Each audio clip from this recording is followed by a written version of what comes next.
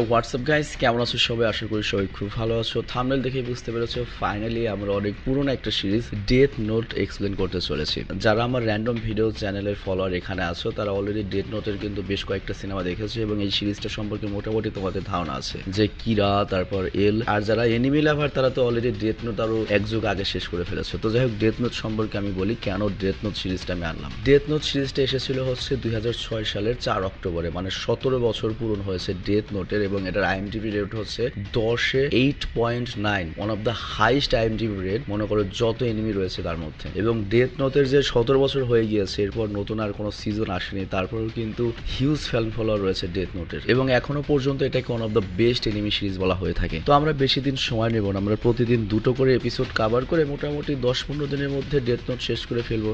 মজাও নিলাম, নতুন যারা এনিমি লাভার আছে আমরা এটার মজাটাও পেলাম, প্লাস যারা পুরনো আছে তারা তো অনেকদিন আগে দেখেছে তারাও আরেকবার মনে করলো। তবে খুবই সংক্ষেপে করবো যেহেতু 2টা করে এপিসোড আমরা দেবো, আর এরপর আমরা নতুন কোন একটা সিরিজে চলে যাব। যাই হোক, আমার এমনি দুর্নাম, আমি প্রথমে অনেক বেশি কথা বলি আর বেশি কথা না বললাম, ছোট্ট একটা কমার্শিয়াল বিজ্ঞাপন দিই, তোমরা ড্রশনে ক্লিক করে মূল ভিডিওতে চলে যাও। বিজ্ঞাপন দেখার মোটেও দরকার নেই, আমি বিজ্ঞাপনটা প্লে করে দিচ্ছি, ঠিক আছে? হ্যালো বন্ধুরা, আজ আমরা তোমাদের এমন একটা অ্যাপের সম্পর্কে বলতে চাই যে অ্যাপটির অফিসিয়াল পার্টনার হচ্ছে পিএসজি, আর এখানে অনেকগুলো ম্যাচ খেলে ল্যাপটপ, আইফোন, স্মার্ট ওয়াচ এবং আরো অনেক ক্যাশ প্রাইজ জেতার সুযোগ রয়েছে। আর এই অ্যাপটাতে তুমি সকল ধরনের লাইভ ম্যাচের রেজাল্ট দেখতে পারবে এবং সেই ম্যাচের স্কোর অনুমান করে গেমও খেলতে পারবে, যেমন কোন টিম জিতবে, কোন টিম কত রান করবে, কে সর্বোচ্চ স্কোর করবে। এছাড়া বিভিন্ন ধরনের গেম রয়েছে, সেগুলো খেলেও ইনকাম করতে পারো। আর রেজিস্টার করার সময় আমাদের যা প্রোমো কোডটা রয়েছে এটা ব্যবহার করলে প্রথম ডিপোজিটে 26,000 টাকা পর্যন্ত বোনাস পেতে পারো। আর এই টাকা তুমি খুব সহজে বিকাশ, ব্যাংক এবং অন্যান্য সহজ পদ্ধতির মাধ্যমে উঠাতে পারো। তো আর দেরি কিসের, ডিসক্রিপশনে প্রোমো কোড এবং পিন কমেন্টে প্রোমো কোড সহ সাইন আপ লিংক রয়েছে, সেটা ব্যবহার করে অ্যাকাউন্ট খুলে এবং ক্যাশ প্রাইজ যেটো। আর এখানে একটা কথা মনে রেখো, আমরা যে বিজ্ঞাপনে দিই না কেন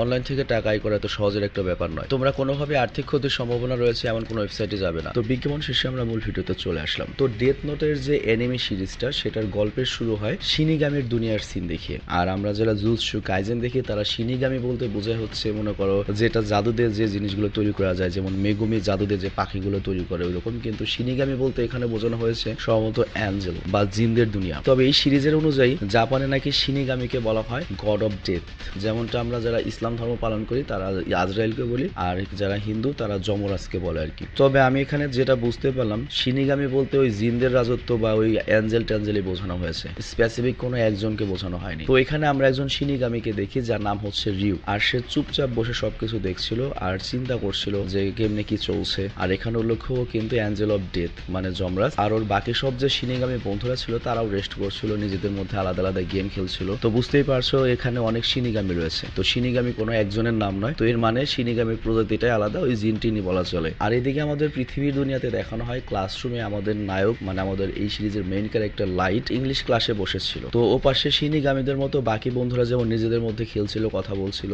কিন্তু রিওকে একা ছিল। আর এদিকে আমাদের লাইটও একা একা ছিল। তো ওকে যে পড়ানো হচ্ছিল ওই পড়াটাও ইগনোর করছিল। আর তারপর হঠাৎ করে লাইটের টিচার করে কি লাইটকে একটা প্রশ্ন করে, সেটা হচ্ছে জাপানিজ ভাষায় হিরোলমের নাম যদি হিরোলম হয়ে থাকে তাহলে সেটা ইংরেজি ভাষায় কি হবে। তো আমাদের লাইট তখন খুব সহজে উত্তর দিয়ে দেয় জায়েদ খান, আবার অনন্ত জৈল বলা চলে। তো এই অ্যান্সার পেয়ে টিচার খুব খুশি হয়ে যায় এবং আমরা বুঝতে পারি আমাদের লাইট খুবই স্মার্ট। আর এরপর লাইট যখন বাসায় ফিরছিল রাস্তায় দেখতে পায় বিভিন্ন নিউজ রিপোর্ট করা হচ্ছে আলাদা আলাদা চ্যানেলে এবং সবগুলোতে দেখানো হচ্ছে যে দিন দিন ক্রাইম জাপানে বেড়েই চলেছে। আর এদিকে রিউকা লাইটের দুইটি আলাদা আলাদা দুনিয়ার কম্পেয়ার করলে আমরা দেখতে পাই ওরা দুইজনই একই রকম চিন্তা করে যে ওদের দুনিয়া নষ্ট হতে চলেছে। তো পরের দিন লাইট যখন ক্লাসে যায় সে ক্লাসে মনোযোগ দিচ্ছে না, কারণ আজকের যে চ্যাপ্টারটা পড়ানো হচ্ছিল এটা আগে থেকেই পড়েছে, মানে খুবই ব্রিলিয়ান্ট একটা ছাত্র। আর এরপরও যখন জানালা দিয়ে দেখছিল তখন ওরা খেয়াল করে যে জানালা দিয়ে আকাশ থেকে একটা নোট এসে নিচে পড়লো। তো এরপর ওর যখন ছুটি হয়ে যায় তখন ও করে ওই নোটবুকটা বা ওই বইটার কাছে যায় আর ওই বইটা হাতে তোলে। আর বইটা খুললে লাইট দেখতে পায় ওই নোটবুকটির প্রথম পৃষ্ঠায় ছিল তুমি এখানে যার নাম লিখবে সে মারা পড়বে। তো এরপর ও করে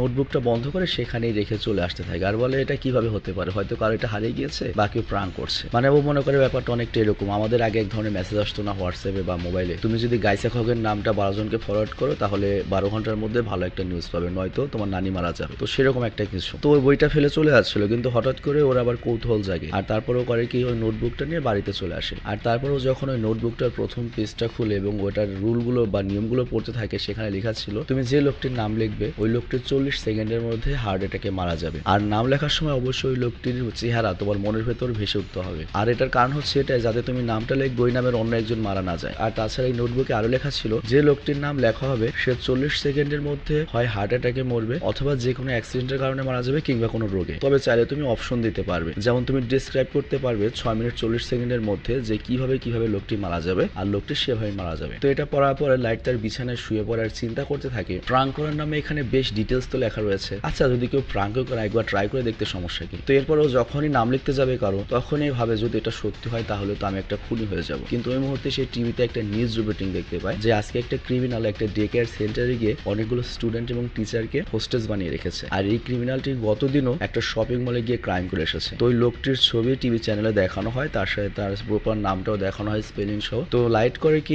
এটা চেক করার জন্য ওই লোকটির নাম ডেথ নোটে লিখে ফেলে আর তারপর লাইট অপেক্ষা করতে থাকে, কিন্তু 40 সেকেন্ডের মধ্যে কিছুই হয় না। এর কারণটা হচ্ছে বুঝতেই পারছো, লাইভ মানে তো লাইভ না, লাইভ মানে যেটা আমরা লাইভ দেখি তার 1 মিনিট পরে আমরা দেখি। কিন্তু যখন ও টিভিটা বন্ধ করতে যাবে তখনই সেখানে দেখানো হয় যে স্টুডেন্ট আর টিচাররা ওখান থেকে বের হয়ে আসছে, কারো কোনো ক্ষতিও হয়নি, কোনো গুলি চালাচালিও হয়নি, ক্রিমিনালটা হুদাই মারা গিয়েছে, মানে কেউ শুট করেনি। পরে জানা যায় যে হার্ট অ্যাটাকে মারা গিয়েছে। তো এটা দেখে লাইট খুব চমকে যায় আর তখন লাইট ভাবে এটা হয়তো কোনো একটা কাকতালীয় ব্যাপার হবে, তার মানে আমার আরেকবার এটা ট্রাই করে দেখা উচিত। তো এরপর লাইট যখন স্কুলে ছিল তখন সে স্কুলে একটা ছেলেকে দেখতে পায় যে খুবই বুলি করতো সাধারণ ছেলেদের, আর ওই মুহূর্তে সে একটা ছেলেকে জ্বালাচ্ছিল, জবরদস্তি করে ওর কাছ থেকে টাকাও নিচ্ছিল। তো লাইট চিন্তা করে ওর নামটা আমি লিখে দিই, আর ওর মতো মানুষ যদি দুনিয়া থেকে চলে যায় কারো কিছু যায় আসবে না, আরো সবাই ভালো থাকবে। কিন্তু তখনই লাইটের মনে হয় আমি যদি জানাশোনা কারোর সাথে এরকম করি তাহলে আমি ধরা পড়ে যাব, কারণ সেটা নিয়ে ইনভেস্টিগেট হবে। এরপর যখন লাইট বাসায় ফিরছিল তখন রাস্তায় দেখতে পায় কতগুলো মোটরসাইকেল গ্যাং একটা মেয়েকে ডিস্টার্ব করছে, মানে রাস্তার মধ্যে ইভটিজিং করছে। আর তারপর লাইট এটা দেখে আর সহ্য করতে পারে না, সোজা একটা শপের দিকে যেতে লাগে। আর তখনও শুনতে পারে ওই গ্যাংয়ের যে প্রধান তার নাম হচ্ছে টাকু শিবুই মারো। তো এরপর লাইট করে কি ওই শপটিতে ঢুকে পড়ে আর ডেথ নোটটিতে টাকু শিবুই মারোর নাম লেখে। তবে সে ওই নামটা আলাদা আলাদা অনেক বানানে লেখে, কারণ ডেথ নোটে ওই লোকটির ভোটার আইডি কার্ডের যে নাম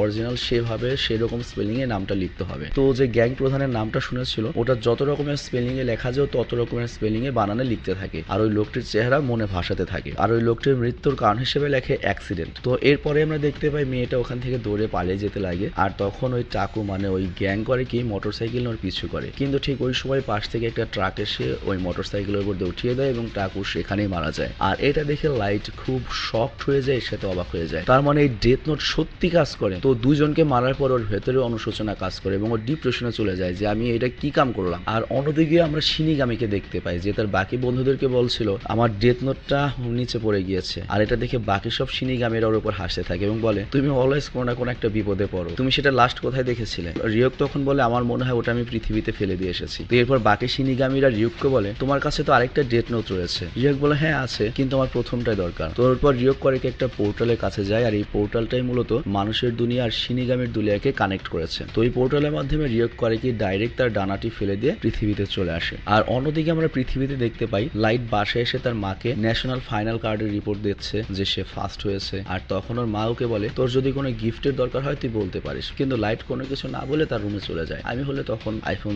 16 প্রো চাইতাম, ওটা তো বেরোয় নাই না। তো যাই হোক আমাদের লাইট জাস্ট এটা বলে যে আমার যে গিফটটা দরকার ছিল আমি সেটা পেয়ে গিয়েছি। তো এরপর ও যখন নোটটি খুলে আমরা দেখতে পাই ওই নোটের ভেতরে অনেক মানুষের নাম লেখা হয়ে গিয়েছে, আর এসব দেখেও হাসতে থাকে, তার মানে ও মানুষ মারায় মোটামুটি অভ্যস্ত হয়ে গিয়েছে, এখন আর ও ডিপ্রেসড নয়। আর তখনই ওর ঘরে রিয়ক চলে আসে, আর রিয়কের এই ভয়ঙ্কর চেহারা দেখে লাইট কিরকম ভয় পাওয়া উচিত চিন্তা করো, ও চেয়ার থেকে পড়ে যায়। আর এখানে সিরিয়াস একটা কথা বলি, আমি এটার যে জাপানিজ ভার্সন সিনেমাটা দেখেছি লাইভ অ্যাকশন, সেটার মধ্যে কিন্তু রিয়ক বাই শিনিগামিটাকে সেইভাবে ইন্ট্রোডিউস করা হয়েছে, আমার কাছে সেই লেগেছে মানে গ্রাফিক্সটা। তো যাই হোক রিয়ক তখন লাইটকে বলে তুমি যে নোটটা দেখে হাসছো এটা কোনো সাধারণ নোট নয়, আর তুমি হয়তো এতদিনে অলরেডি এর কাজ জেনে গিয়েছো, আর আমি সেই শিনিগামি যার কাছ থেকে এই নোটবুকটি পড়ে গিয়েছিল, আর এটার মালিক আমি। তো লাইট তখন বলে আমি আপনার অপেক্ষায় ছিলাম, আর আমি বুঝে ফেলেছি যে এটা কোনো সাধারণ নোটবুক নয়, আর আমার তো মনে হয় এটা ব্যবহার করতে করতে একসময় আমার মৃত্যু আমার সামনে চলে আসবে। তো রিয়ক যখন ওই নোটবুকটা দেখে সে খুব অবাক হয়ে যায়, মাত্র 5 দিনের মধ্যে লাইট এতগুলো নাম লিখে ফেলেছে, যেখানে মানুষ একটা নাম লিখতেই চিন্তায় পড়ে যায়, কারণ এর আগেও এই নোটবুকটি পৃথিবীতে পড়েছিল। তো এরপর লাইট ওকে জিজ্ঞেস করে তুমি কি আমাকে এখানে সাজা দিতে এসেছো?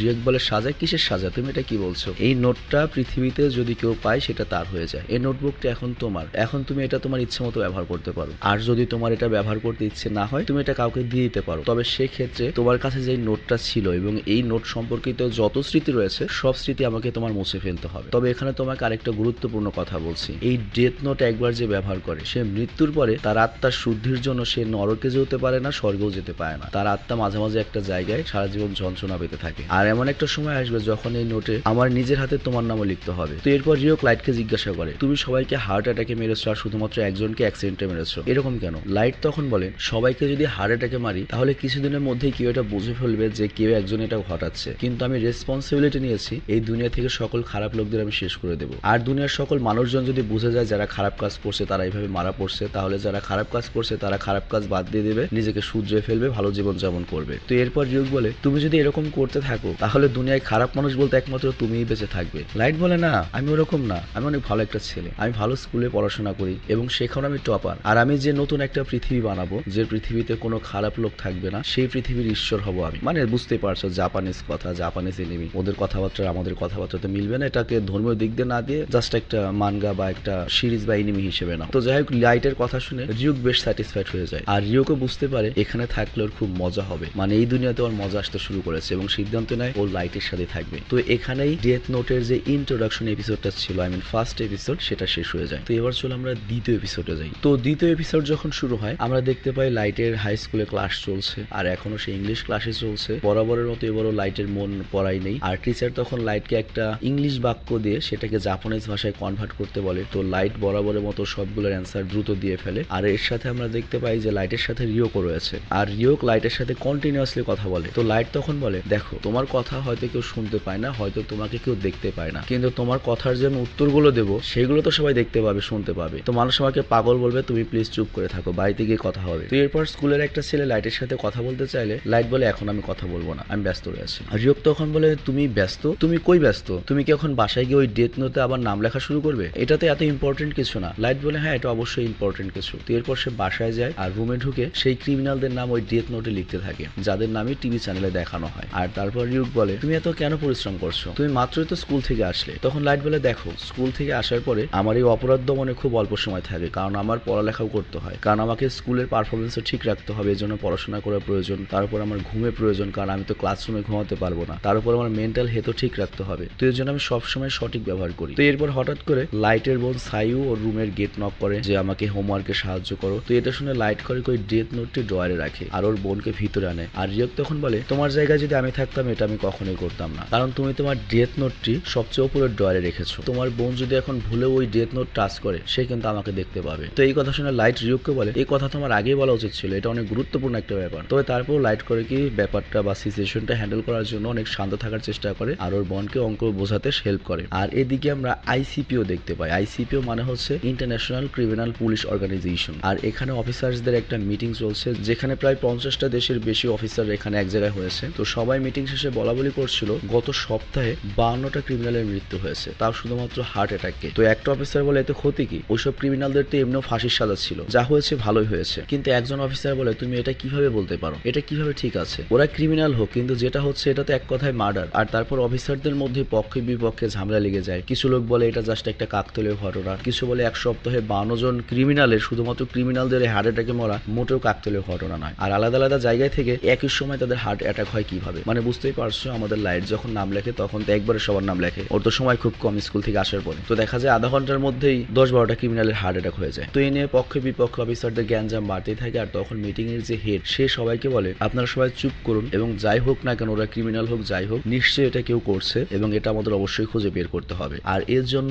এল কে ডাকা ছাড়া আর কোনো উপায় নেই। তো এল এর নাম শুনে সবাই শান্ত হয়ে যায় আর সবাই বলতে থাকে এলটা আবার কে। আর তখন চিফ বলে সে এমন একজন ডিটেকটিভ যার পরিচয় কেউ জানে না। সে একই সাথে ডিটেকটিভ এবং পৃথিবীর অনেক বড় একটা হ্যাকার, এবং আজ পর্যন্ত যত রকমের কঠিন কেস ছিল সবগুলো এলই সমাধান করেছে, এবং সে হচ্ছে আইসিপির ট্রাম্প কার্ড, এবং এ পর্যন্ত যতগুলো কেস আইসিপি ওকে দিয়েছে সবগুলো সে সলভ করে দিয়েছে। কিন্তু তখনই একজন বলে আমরা এলের সাথে কিভাবে কন্ট্যাক্ট করব? আর তাছাড়া আমি শুনেছি ও খুব একটা চুজি টাইপের লোক, ওর নিজের পছন্দ না হলে সেই কেসটা নিতে চায় না। আর ঠিক তখনই ওখানে লম্বা একটা লোক আসে, যার শরীরে লম্বা একটা কোট, মাথায় হ্যাট, মুখ ঢাকা আর হাতে একটা ব্রিফ কেস। আর লোকটি সে বলে আমার নাম হচ্ছে উনি মাতারি, আর আইসিপি মূলত তার সাহায্যে এলের সাথে যোগাযোগ করতে পারে। তো মাতারি এসে বলে এল আগে থেকে এই ব্যাপারটি নিয়ে তদন্ত শুরু করে দিয়েছে। আর এরপর মাতারি তার ল্যাপটপ ওপেন করে এবং স্ক্রিনে একটা অক্ষর ভেসে ওঠে, আর সেই অক্ষরটা হচ্ছে এল। তো এরপর ওই ল্যাপটপ থেকে মনে করে একটা রোবোটিক আওয়াজ আসে, মানে নর্মাল আওয়াজ না, আমার যেমন নর্মাল আওয়াজ আসছে ওই নর্মাল আওয়াজ না, একটা রোবোটিক আওয়াজ, যাতে এল এর কণ্ঠটাও কেউ বুঝতে না পারে আসল কণ্ঠটা। তো এরপর এল সবার উদ্দেশ্যে বলা শুরু করে আমার নাম হচ্ছে এল, আর আমি শেষ করি সবার খেল। তো যাই হোক আমি কেসটা সলভ করব, তবে এটার জন্য আমার সকল অফিসারদের প্রয়োজন পড়বে এবং আইসিপিও থেকে সকল রকমের সাহায্য দরকার। বিশেষ করে আমার জাপানিজ যে টাস্ক ফোর্স রয়েছে তাদের হেল্প বেশি প্রয়োজন, কারণ আমার সন্দেহ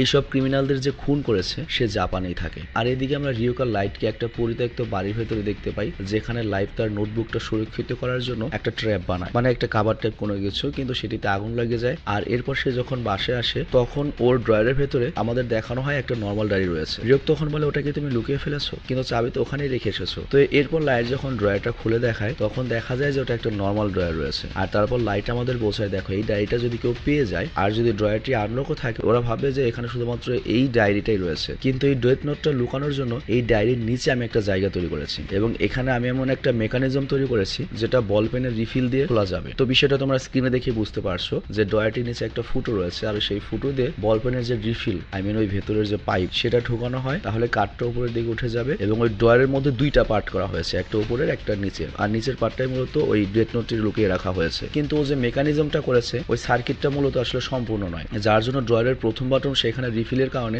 ইনসুলিন তৈরি হয় না। তো ওই ব্যাপারটা কি হবে, যদি কেউ ভুল করে তোমার ওই ডায়েরিটা উঠায় তাহলে ওই সার্কিটটা পূরণ হয়ে যাবে এবং সেখানে আগুন লেগে যাবে। আর এখানে একটা সত্যি কথা বলি, এই পয়েন্টটুকু আমি খুব ভালো মতো বুঝতে পারিনি আর কি, যার জন্য আমিও তোমাদের বোঝাতে পারলাম না। তো যাই হোক, এরপর আমরা জানতে পারি আরো কিছু ক্রিমিনাল হার্ট অ্যাটাকে মারা যাচ্ছে। তো লোকজন এরপর লাইটকে, মানে যারা এইসব ক্রিমিনালদের হার্ট অ্যাটাকে মারাচ্ছে তাকে সবাই কিরা নাম দেয়, কিন্তু নিউজ অথরিটি এখনো বলতে থাকে এটা এক প্রকার কোইন্সিডেন্স, এটা কিরা নামে কোনো অবাস্তব পার্সনের জন্য হচ্ছে না। এবং আমরা অলরেডি দেখতে পাই কিরা নামে অনেকগুলো ফ্যান ক্লাবও তৈরি হয়ে গেছে, ফ্যান ওয়েবসাইটও তৈরি হয়ে গেছে, অনেক মানুষ ওকে পছন্দ করা শুরু করে। আর এরপর লাইট বলে যদি আমি কোনো বাচ্চাকে জিজ্ঞেস করি যে কোনো খারাপ মানুষকে যদি মেরে ফেলা হয় সেটা ঠিক হবে কিনা, তখন ওই বাচ্চাটা মানাই করবে। আর পাবলিকালি মানুষজন এরকমই অ্যাক্ট করবে। কিন্তু যেখানে ইন্টারনেট মানুষের পরিচয় লুকাতে পারে সেখানে মানুষ তার মনের ইচ্ছার কথা বলতে পারে। তো ওখানে জিজ্ঞেস করলে তারা সবাই বলবে হ্যাঁ ঠিক করেছি। আর বিশেষ করে যারা কখনো লাইফে খারাপ কাজ করেনি তারা তো আমার পক্ষে থাকবেই, কিরার সাথে থাকবেই, কিন্তু যারা খারাপ কাজ করেছে তারা ভয়ে জীবনযাপন করবে। আর দুনিয়াটা এমনই হওয়া উচিত। আর তখনই আইসিপি এর পক্ষ থেকে দুনিয়াব্যাপী একটা ব্রডকাস্ট করা হয়, যেখানে একটা কোর্ট পর একজন লোক আসে ব্রডকাস্ট করতে,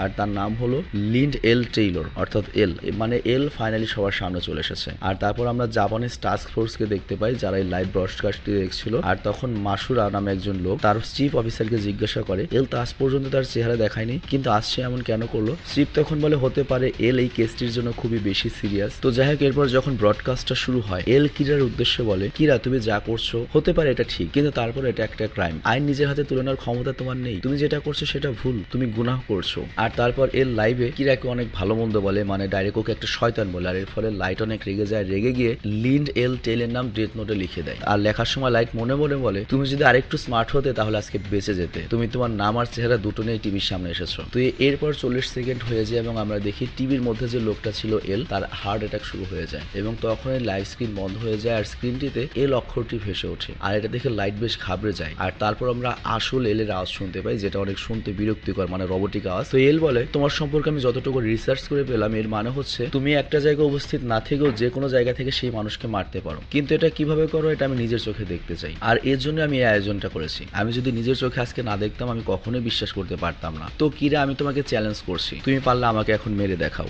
আর এই লাইভ ব্রডকাস্টটা কিন্তু চলছে এবং অন্যান্য মানুষরা বলতে থাকে আরে বা এটা তো কিরা ভার্সেস এল চলছে, লাইভ মার্ডার চলছে এখানে। তো সবাই কিরাকে বলতে থাকে এলকে মেরে ফেলো, এলকে মেরে ফেলো, কিন্তু আমাদের কিরা বা লাইট তো কারো চেহারা না দেখে বা নাম না জেনে তো তাকে মারতে পারবে না। তো এই কারণে লাইট চুপচাপ দাঁড়িয়ে থাকে। আর তখন এল বলে তুমি আমাকে খুব ভালো একটা হিন্ট দিয়ে ফেললে। আর তোমাকে আমি আরেকটা সারপ্রাইজ কথা জানিয়ে রাখি, আমরা যে ছড়িয়েছিলাম যে এই লাইভটা পুরো বিশ্বব্যাপী হচ্ছে এটা কিন্তু সত্য নয়। এই লাইভটা হচ্ছে শুধুমাত্র জাপানের কান্টিরিজম শহরে। তো তুমি যদি ভেবে থাকো যে আমি এটা কিভাবে খুঁজে বের করলাম যে তুমি অমুক শহরে থাকতে পারো, তাহলে আমি বলবো তোমার যে ফার্স্ট ভিকটিম যে ডে কেয়ারে নিশানা করেছিল তার ভাগ্যে প্রথমে ওই হার্ট অ্যাটাকে মৃত্যু হয়েছে, যার কারণে আমার সন্দেহ হয়েছিল যে তুমি এই এলাকাতেই থাকো। তো এটা একদিক দিয়ে সুবিধা, তুমি কোন শহরে থাকো এটা আমি জেনে গিয়েছি, কিন্তু আরেক দিক দিয়ে অসুবিধা, কারণ এখানকার জনসংখ্যা অনেক বেশি, যার কারণে তোমাকে খুঁজতে একটু কঠিন হয়ে যাবে। কিন্তু কোনো ব্যাপার না, আমি তোমাকে ঠিকই খুঁজে বের করে ফেলবো আর তারপর আমি তোমাকে সাজা দেবো। আর তারপর তুমি আমাকে বলতে পারবে যে এইসব মার্ডার তুমি কিভাবে করো। আর এখানেই সে লাইভটা শেষ করে দেয়। তো পুলিশটা অনেক খুশি হয়ে যায় যে এল কত স্মার্ট। তো লাইভ ব্রডকাস্ট শেষ হওয়ার পরে আমাদের সেম স্ক্রিনে এক পাশে লাইট এক পাশে এল কে দেখানো হয় এবং দুজনেই বলতে থাকে তুমি যেখানেই থাকো আমি তোমাকে খুঁজে বের করবো এবং তোমাকে মেরে ফেলবো। মানে এল এবং লাইটের শুরু হয়ে গেল পাল্লাপাল্লি। তো এখানেই দ্বিতীয় নম্বর এপিসোডটা শেষ হয়ে যায়। তো যাই হোক, সত্যি একটা কথা বলি, যদি কোনো সিরিজ আমি নিজে ভালো বুঝতে পারি সেটা আমি ভালো বোঝাতে পারি। তো ডেথ নোটটা মূলত অন্য ধরনের কনসেপ্টের একটা সিরিজ, যেটা একটা মাইন্ড গেমের মতো। তো যাই হোক, আমি আশা করি তোমরা এই সিরিজটা এনজয় করবে এবং আমি চেষ্টা করব খুব দ্রুত এই সিরিজটা শেষ করে আমরা 2023 সালে আসা একবারে লেটেস্ট যে সিরিজগুলো এসেছে, যেটার মাত্র একটা সিজন বেরিয়েছে, এরকম কোন একটা সিরিজ আনবো। আসলে আমাদের র্যান্ডম অ্যানিমেশনের কাজে হচ্ছে আমাদের তো বেশিরভাগই নতুন এনিমি লাভার, তাদেরকে নতুন নতুন এনিমির সাথে পরিচয় করিয়ে দেওয়া, যাতে পরবর্তীতে তারা সেটা বিভিন্ন জায়গা থেকে দেখতে পারে। পারে। যেমন দেখো ওশিনোকো, অনেকে এখান থেকে জেনেছো। এখন ওশিনোকোর তো 2 দিন পর পরই পর্ব আসবে। তারপর রয়েছে রেন্টে গার্লফ্রেন্ড বা এরকম আরো অনেক সিরিজ রয়েছে। তো 2 দিন পর পরে যদি ওদের পর্ব আসে আমরা কিন্তু এখানেও টানতে পারবো না, কিন্তু যখন রিলিজ হবে তোমরা কিন্তু হিন্দি বাংলা অরেঞ্জ চ্যানেল থেকে সেগুলো দেখতে পারবে। আর লাস্ট আমি একটা গুরুত্বপূর্ণ কথা বলি, যেটা আমি বিভিন্ন গ্রুপ এবং বিভিন্ন জায়গায় দেখেছি। আমি দেখেছি যে এই এনিমি লাভাররা বাংলাদেশের চরম টক্সিক। সিরিয়াসলি মাইন্ড করো না, আমাদের যে এনিমি লাভাররা তারা চরম টক্সিক। যারা আগে থেকে এনিমি দেখে তারা নিজেদেরকে পিএইচডি ধারী মনে করে। ইভেন আগের যারা এনিমি দেখে ওদের ভেতরে যে খুব মিল তাও না। ওয়ান পিস আর হচ্ছে নারুটো নিয়ে সবসময় তো লেগে থাকে, একজন আরেকজনের পেছনে বাস দেবে। তারপর আবার যারা ডেমন স্লেয়ার বা জুজুৎসু কাইজেনের ফ্যান, ওদের থেকেও দেখতেই পারে না। সিরিয়াসলি ম্যান, এটা কি ধরনের মেন্টালিটি? তোমরা সবাই জাপানিজ এনিমির ফ্যান। দেখো ড্রাগন বল, নারুতো, ওয়ান পিস এগুলো মূলত জাপানিজ এনিমি যে আজকের পর্যায়ে এসেছে তার বেসমেন্ট। কেউ কারোর চেয়ে খারাপ নয়। আমি ওয়ান পিস কখনো এক্সপ্লেন করিনি, কিন্তু আমি সাইবাস ফোর্টনাইটে ওয়ান পিসের যখন লাইভ অ্যাকশন দেখেছি মাত্র 8টা পর্ব, ওখানে কিন্তু আমি ওয়ান পিসের ফ্যান হয়ে গিয়েছি। এবং আমার বিশ্বাস আমি যদি নারুতো দেখি নারুতোরও ফ্যান হয়ে যাব। কিন্তু আমার শুরু হয়েছে ডেমন স্লেয়ার দিয়ে, চেনশো ম্যান দিয়ে বা জুজুৎসু কাইজেন দিয়ে। তো এর জন্য আমার কাছে জুজুৎসু কাইজেন, ডেমন স্লেয়ার বা চেনশো ম্যান খুবই আবেগের একটা বিষয়। তো তুমি পুরনো এনিমি লাভার, তোমার কাছে ওয়ান পিস দিয়ে তুমি শুরু করেছো, নারুতো দিয়ে তুমি শুরু করেছো বা অ্যাটাক অন টাইটান দিয়ে শুরু করেছো, তোমার কাছে ওটা ইমোশনের ব্যাপার। তোমার কোনোভাবে এরকম বলা উচিত নয় বালের এনিমি লাভার 2 দিন ধরে শুরু করছে বা তোরটার চেয়ে আমারটা হলো, এরকম কেন থাকবে? তোমার যদি সোশ্যাল হয়ে থাকো, তুমি যদি এডুকেটেড হয়ে থাকো, তোমার কথাটা থাকবে ভাইয়া তুমি ডেমন স্লেয়ার দেখেছো, তুমি নারুতোটাও দেখো, ওটা অনেক ভালো লাগবে, বা ওয়ান পিসও দেখো, এটা অনেক ভালো লাগবে। এটা হচ্ছে শিক্ষিত বা এডুকেটেড পোলাপানের কথা। আর যারা খ্যাত বস্তির তারা হচ্ছে একজন আরেকজনকে ছোট করে। কথাটা আমি খুব কড়াভাবেই বললাম। আমার একটা জিনিস দেখবে, আমি কখনোই কিন্তু টক্সিটি চলে না। যারা আমাকে ফলো করে, যারা